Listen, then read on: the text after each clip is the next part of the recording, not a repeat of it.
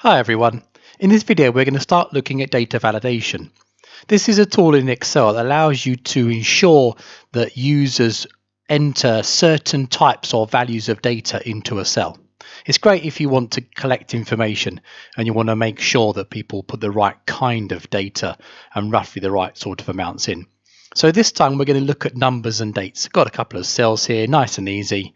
Number of times you visited the client. This would want to be a positive number, a positive whole number. So we're just going to click on it.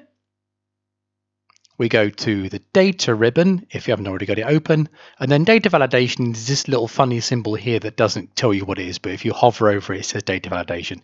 Click here and it brings up the data validation box. Now by default in Excel, a cell will allow any value to be entered.